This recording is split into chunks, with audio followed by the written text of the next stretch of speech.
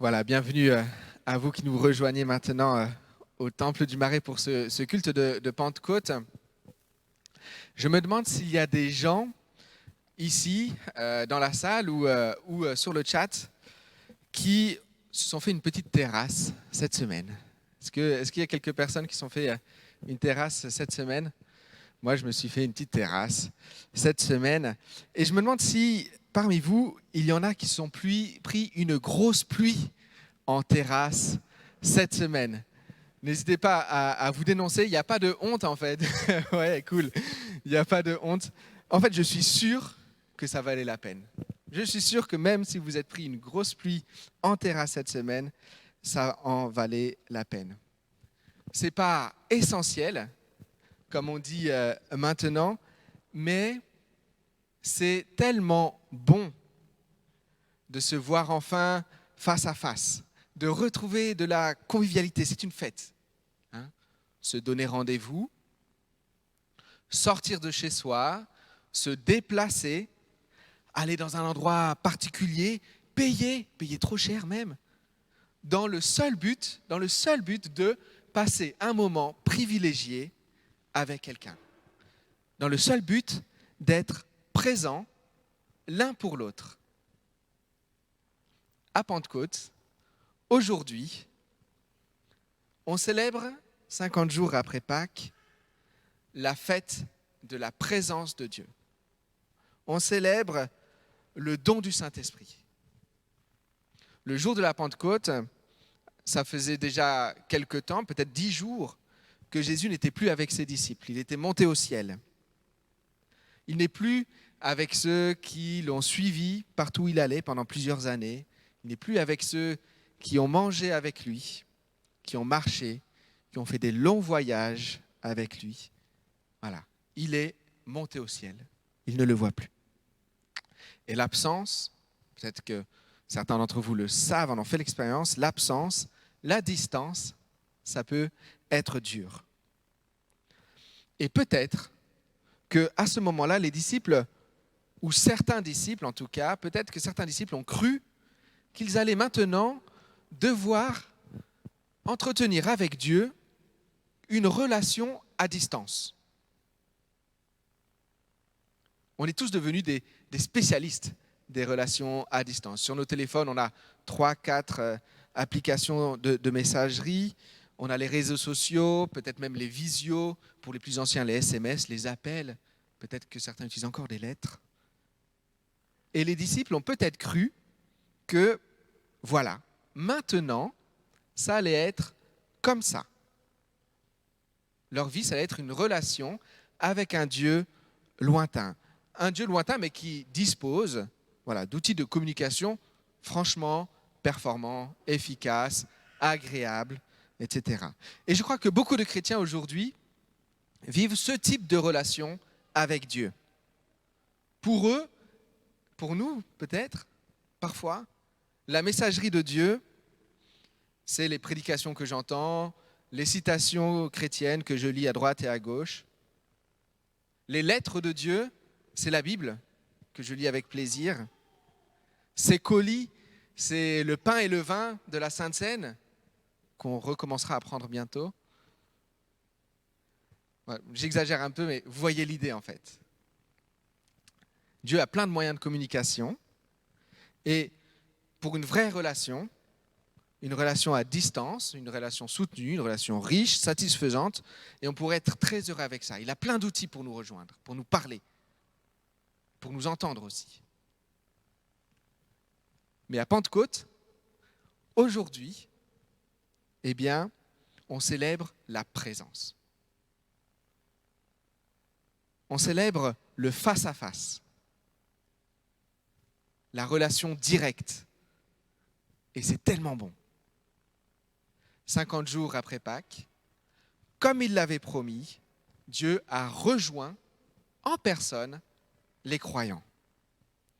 Comme il l'a promis, Jésus a baptisé ceux qui croyaient en lui dans son Esprit Saint. Il a déversé sa présence sur eux, il les a envahis, inondés, enflammés. Il était là, pleinement là. Dieu les a rejoints. Pas physiquement, mais spirituellement. Et vous allez voir que ce n'est pas parce que c'est spirituel que c'est vague, que c'est flou, que c'est faible, que c'est abstrait.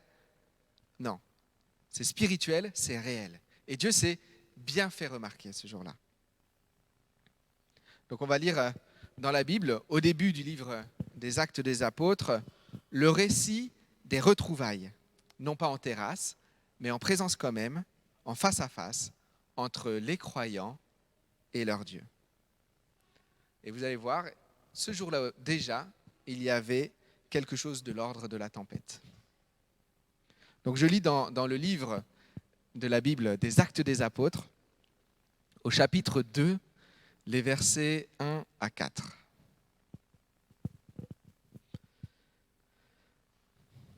Quand le jour de la Pentecôte arrive, les croyants sont réunis tous ensemble au même endroit. Tout à coup, un bruit vient du ciel. C'est comme un souffle d'un violent coup de vent. Le bruit remplit toute la maison où ils sont assis. Alors, ils voient apparaître des langues, comme des langues de feu. Et elles se séparent et se posent sur chacun d'eux. Tous sont remplis de l'Esprit Saint. Et ils se mettent à parler d'autres langues. Et c'est l'Esprit qui leur donne de faire cela. Amen. Tout à coup, un violent coup de vent, un coup déjà, du bruit, du feu, des choses qu'ils voient. Il n'y a rien de faible ni rien de discret dans ce qui se passe là, même si c'est spirituel. Et je suis sûr que ce jour-là, les disciples ont été surpris, sans aucun doute, mais en même temps, ils l'attendaient ce moment-là. Ils l'attendaient parce que Jésus l'avait promis, Jésus l'avait annoncé.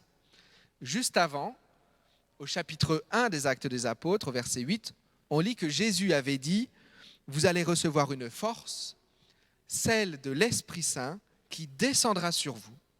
Alors, vous serez mes témoins à Jérusalem, dans toute la Judée et la Samarie, et jusqu'au bout du monde. » Et c'est ça qui s'est passé ce jour-là.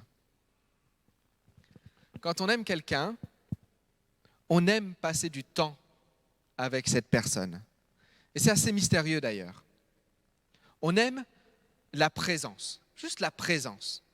On aime être ensemble même si on ne communique pas, même si on ne parle pas. Par exemple, c'est quoi l'intérêt d'aller au cinéma avec quelqu'un ? On va se retrouver pour ne pas se voir, ne pas se parler, ne pas se toucher en théorie, mais on aime bien. Et encore une fois, voilà, on paye une fortune pour ça. Être ensemble devant le même écran, être ensemble.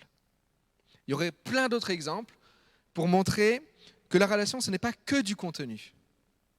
La relation, c'est aussi de la présence, être là l'un pour l'autre. La présence compte beaucoup. Il faut se parler, c'est sûr. C'est la base, c'est la base, c'est la base. C'est essentiel, c'est indispensable. Mais juste être ensemble, c'est important aussi. C'est un besoin. La Pentecôte est une fête si réjouissante parce qu'elle est la fête de la présence de Dieu, sa présence. Au-delà de l'échange de contenu, au-delà des prières avec des mots bien articulés, au-delà de la lecture de la Bible qu'on comprend si bien, juste la puissance de la présence. La puissance de la présence, ce n'est pas rien. Ce n'est pas pour rien que certains d'entre vous, pas moi, certains d'entre vous étaient en terrasse avec des parapluies à boire des pintes mi-bière, mi-eau de pluie. Ça valait le coup, ce n'est pas pour rien. Ça valait le coup. Alors imaginez la présence de Dieu lui-même, si ça ne vaut pas le coup. C'est puissant à un niveau incomparable. On le voit déjà dans le vocabulaire de la Pentecôte. Bruit, violent, soudain feu, il y a une puissance là, mais ça l'est encore plus. La Bible dit que la présence de Dieu, elle est si intense, tellement sainte, tellement glorieuse, qu'elle est insoutenable. Tellement insoutenable qu'elle serait même destructrice pour les pécheurs que nous sommes. Mais le cadeau de Jésus-Christ, qui a pris nos péchés sur la croix et nous a donné sa justice, c'est justement ça. Ce qu'il nous a offert à la croix, c'est la possibilité de la présence. En termes religieux, c'est la communion. Communion. Sur la croix, il nous a offert la possibilité de chiller avec Dieu par son esprit. Le feu qui ne détruit pas. Et si on continue la lecture des Actes des Apôtres, on voit bien, au moment où Dieu donne son esprit, que cette communion-là, elle ne passe pas inaperçue, parce qu'elle est puissante. La présence de Dieu, elle est puissante, elle ne passe pas inaperçue. Et quand l'esprit descend pour rejoindre les croyants, c'est une tempête qui s'engouffre de leur maison, et quand les croyants sont remplis de l'esprit, ils causent une émeute à Jérusalem. Alors il n'y a pas de vandalisme, mais toute la ville le remarque à ce moment-là. Le jour même, il y a 3000 personnes qui reçoivent le baptême et qui changent totalement de vie. Le jour même. C'est de la folie et ce n'est que le début de l'histoire. L'Église primitive, remplie de la présence de Dieu, remplie d'Esprit Saint, elle a retourné le monde. On voit les effets jusqu'à aujourd'hui. Et ce qui est fou, c'est que nous, comme les chrétiens qu'on connaît à gauche et à droite, on lit ces récits-là, des Actes des Apôtres, année et après année, et on finit par trouver ça normal. On lit ça, ok, ah ouais, ça s'est passé comme ça, etc. Mais c'est tellement loin de ce qu'on vit. Non ? C'est tellement loin de ce qu'on voit tous les jours. Quand on lit la Bible, le Nouveau Testament, on voit que plus tard, des années après, dans les lettres qu'ils écrivent, les apôtres, Pierre et Paul, ils écrivent à des églises peuplées de gens qu'ils ne connaissent pas forcément. Ils pensent, quand ils leur écrivent à ces églises, ils pensent qu'ils sont en train d'écrire à des gens qui sont remplis de l'Esprit Saint, comme à la Pentecôte. Pour eux, c'est ça. Ils ne s'attendent pas à trouver des chrétiens qui entretiennent une relation à distance avec Dieu. À les lire, quand on lit les épîtres, ce qui nous paraît être de la folie aujourd'hui, eh bien en fait pour eux c'était normal. Ils écrivent à des chrétiens d'Italie, ils écrivent à des chrétiens de Turquie, loin de Jérusalem des années après, mais ils disent, en Romains 5,5 par exemple, l'amour de Dieu a été répandu dans votre cœur par l'Esprit Saint qui nous a été donné. Ou encore, en 1 Pierre 1,8, vous êtes transportés d'une joie indicible et glorieuse. Transportés. Pour Pierre, quand il écrit à une église, il s'attend à ça. Le chrétien de base, dans l'église primitive, c'est ça. Parce qu'il a reçu l'Esprit Saint, il a été rempli de l'Esprit Saint, son cœur est rempli de l'amour de Dieu. Et il est transporté d'une joie indicible et glorieuse. Glorieuse, c'est-à-dire qu'elle est pleine de la gloire de Dieu. C'est-à-dire la présence de Dieu en lui est puissante. Et ça se voit et ça change tout. Dans l'église du Nouveau Testament, ce qui était le plus normal, le plus courant, ce qu'on voyait le plus, c'était des hommes et des femmes qui manifestaient dans leur quotidien, de manière visible, qu'ils avaient été baptisés dans l'Esprit Saint, qu'ils avaient été remplis de la présence de Dieu. Alors évidemment, on ne peut pas dire comme ça, on ne sait pas que tous étaient remplis de l'Esprit Saint. Certainement que tous n'étaient pas remplis de l'Esprit Saint. Mais si Paul et Pierre parlent comme ça à des inconnus, c'est bien qu'ils semblent considérer qu'en tout cas, c'est ce qui est normal dans les églises, c'est ce qui est commun, courant. Elle est où ? À Paris, la puissance qui va avec la présence de Dieu. Elles sont où les rues, les foules perturbées, parce que les croyants montrent si clairement la bonté de Dieu, la grandeur de ses œuvres. Elle est où dans ma vie cette joie indicible, glorieuse du salut, cette joie qui transporte. Alors les théologiens n'aiment pas ce discours. J'ai toujours appris en faculté de théologie qu'il ne faut surtout pas prendre l'Église du Nouveau Testament comme un modèle pour l'Église d'aujourd'hui. C'est interdit. Et c'est vrai, le contexte a changé. Et l'Église doit toujours changer pour rester pertinente dans son contexte. Et c'est une bonne chose, je me réjouis qu'on ne vive plus aujourd'hui dans le monde du 1er siècle. C'est normal que l'Église ait changé. Mais il y a une phrase d'un pasteur anglais, le pasteur Martin Lloyd-Jones, j'ai un super accent donc j'essaye même pas, qui m'a marqué et il a dit « N'interprétons pas les Écritures à la lumière de nos expériences. N'interprétons pas les Écritures à la lumière de nos expériences, mais examinons nos expériences à la lumière de l'Écriture. » Examinons nos expériences à la lumière des Écritures. Quand on lit la Bible et qu'on voit à quoi l'Église ressemblait à l'époque, eh bien, on a là une image qui doit nous interpeller. Elle doit nous interroger, elle doit nous remettre en question. L'Église normale, la base, elle n'est pas définie par ce qu'on expérimente ici maintenant. Elle est définie par ce qu'on lit dans la Bible. L'Église normale, ce n'est pas l'Église qu'on a toujours connue. Ce n'est pas l'Église qu'on a vue ici ou là, ce n'est pas l'Église telle qu'on l'aime, ce n'est pas l'Église telle qu'on la vit aujourd'hui ou telle qu'on aimerait qu'elle soit. L'Église normale, c'est l'Église des actes des apôtres et des épîtres. Elle n'est pas idéale, on voit qu'il y avait plein de problèmes, mais elle est normale. Et la vie normale pour le chrétien, ce n'est pas la vie du pasteur, Dieu vous en garde, ce n'est pas la vie de mes parents, ce n'est pas la vie de mon voisin, ce n'est pas ma vie telle qu'elle est aujourd'hui, mais c'est la vie des croyants telle que la Bible la décrit. Alors oui, aujourd'hui, on lit, quand on lit ces récits-là et qu'on ne met pas 1000 filtres pour leur retirer toute la puissance, eh bien on se rend compte qu'on est loin, nous, de cette effervescence spirituelle qu'il y avait là. On est loin de la vie de la première Église, de l'impact de la première Église. On est loin, en fait, en réalité, d'être au milieu d'un réveil spirituel maintenant. Soyons lucides, ce n'est pas ça. Il y a plus. Il y a mieux. Et si on n'en prend pas conscience, on passera à côté. Et on ne vivra pas ce que Dieu a prévu pour l'Église. Et on ne vivra pas ce que Dieu a prévu pour nos vies. Et pour nos voisins, à travers nos vies aussi. Notre base pour examiner, pour apprécier la vie chrétienne, ce n'est pas ce qu'on est en train de vivre là maintenant. Notre modèle, c'est ni nous-mêmes, ni l'Église d'à côté, qu'on admire, qu'on voit sur Internet, qui est super. Notre étalon, c'est ce que le Nouveau Testament décrit.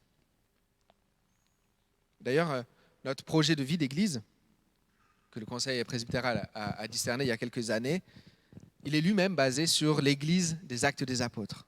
Peut-être que vous reconnaîtrez, c'est franchir seuils, murs et frontières. Peut-être que vous reconnaissez la progression pour manifester à tous quand Jésus-Christ, le royaume de Dieu, s'est approché. Vivre dans l'unité. Faire de la louange notre mode de vie. Témoigner de Jésus-Christ pour tous. Se mettre au service de notre prochain. Former des disciples engagés et responsables. Et peut-être que même que nos projets de vie individuels, personnels, pourraient aussi s'inspirer de la Bible. Peut-être, par exemple, de 1 Pierre 1,8 qui dit « être transformé, être transporté par la joie indicible et glorieuse de l'amour de Dieu ». Revenons toujours au récit de la Pentecôte. J'aime ce jour. J'aime cette fête, j'aime cette lecture, j'aime lire le début des Actes. Ce déversement spectaculaire du Saint-Esprit sur les croyants. Souvenons-nous de la surprise, de la joie, de l'incompréhension et de la clarté en même temps. De la gloire de Dieu s'y manifeste, de la puissance du témoignage ce jour-là. C'est ça notre ADN. C'est notre source, c'est nos gènes, c'est notre héritage. Désirons voir l'Esprit de Dieu descendre sur nous, désirons voir sa gloire se répandre autour de nous. Désirons ce face-à-face avec Dieu. On ne devrait pas désirer moins. Et je vais même aller un peu loin dans mes propos sans vouloir nous accabler, mais pour nous réveiller. Je pense que si on ne désire pas le baptême du Saint-Esprit de la même manière qu'on peut désirer un verre en terrasse ou une embrassade avec un parent, eh bien, ça montre peut-être la faiblesse de notre amour pour Dieu. Ou la faiblesse de notre foi, notre confiance. Quel genre d'ami veut bien vous parler par message, mais n'a aucune envie, aucun désir de vous voir en face? Dieu nous aime tant qu'il veut déverser son esprit sur nous. Il veut que sa présence dans nos vies soit intense, pleine, visible, puissante, qu'on la ressente, qu'on la voie, qu'on la perçoive.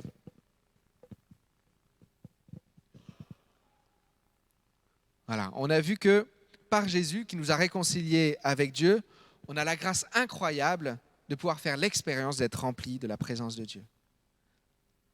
On a vu que c'est cette expérience que les croyants ont fait à la Pentecôte et que cette expérience, elle n'est pas exceptionnelle, mais qu'elle est la norme dans l'Église que le Nouveau Testament décrit.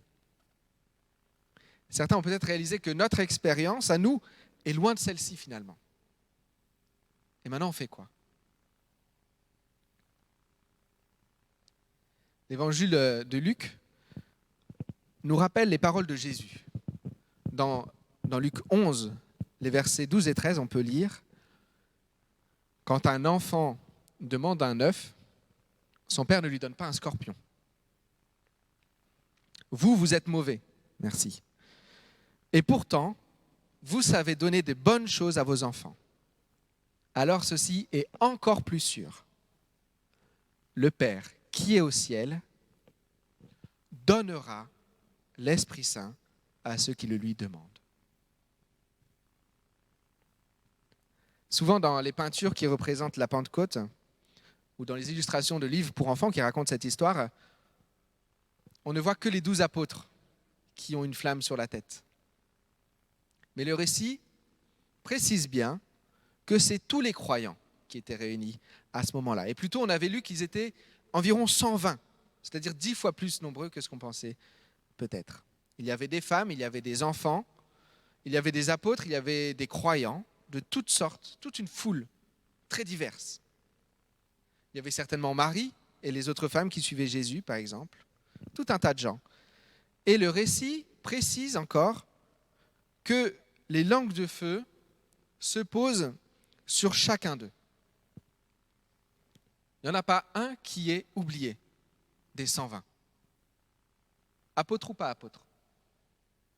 Sur chacun d'eux. C'est merveilleux. Il y a une flamme pour chaque croyant. Dieu, il n'a pas ses chouchous. Il ne fait pas de favoritisme. Il n'a pas choisi certains croyants et d'autres non. Ou il n'a pas dit les uns aujourd'hui et les autres plus tard. Peut-être dans 20 ans s'ils sont sages, on ne sait jamais. Ce n'est pas ça qu'il a fait. Il y a une flamme par tête. C'est-à-dire que Dieu sait exactement combien de têtes il y a ce jour-là. Il les a comptées. Il connaît ces têtes. Il connaît même chaque cheveu de chacune de ces têtes-là. Et aujourd'hui aussi, il vous voit. Vous qui êtes ici et vous qui êtes chez vous. Reinhard Bonnke dit « Si vous avez une tête, Dieu a une flamme pour vous. Si vous avez une tête, Dieu a une flamme.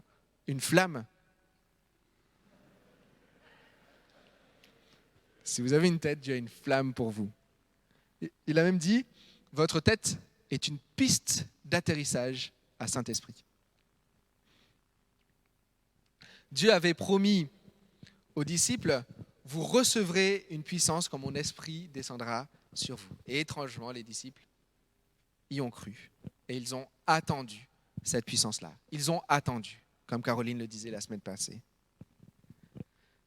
Et quand Dieu l'a voulu, peu après, il a attendu 10 jours.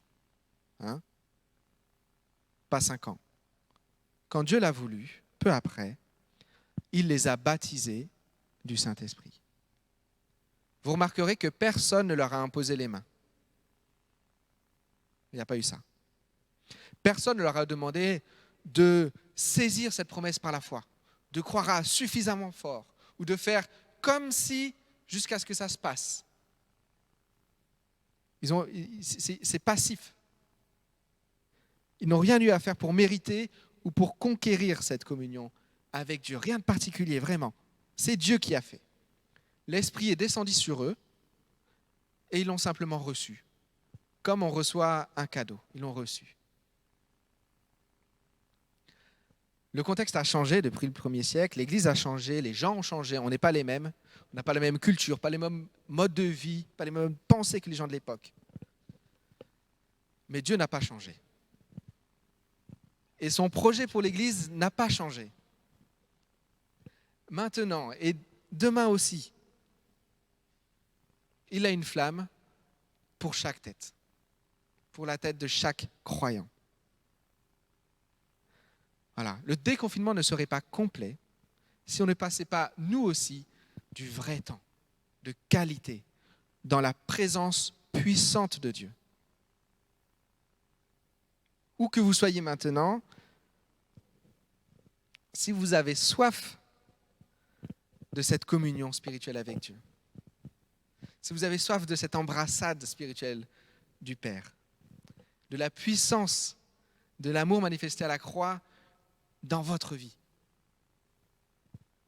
je vous invite à prier avec moi maintenant. Ne vous sentez pas obligé de prier. Vous pouvez juste faire semblant. Baissez vos têtes. Mais si vous avez soif de cette communion spirituelle, priez avec moi.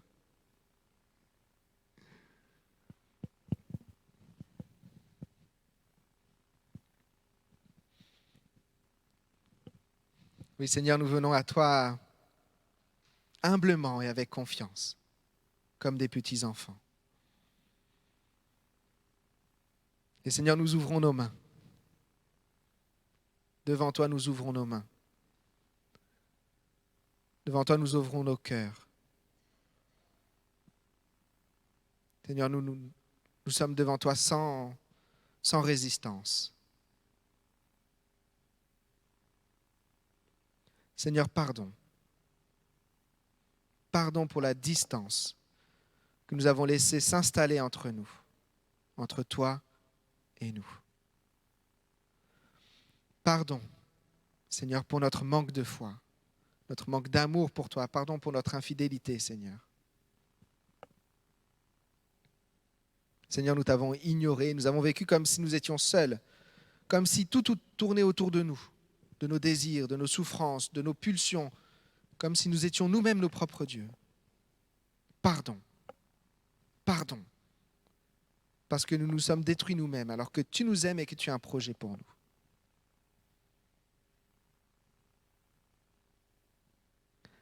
Merci pour ton Fils Jésus-Christ, pour sa vie donnée pour nous sauver, pour son amour à la croix, où il nous a libérés de ta colère, il nous a libérés de nos fautes et il nous a donné sa justice. Il nous a fait de nous des enfants bien-aimés.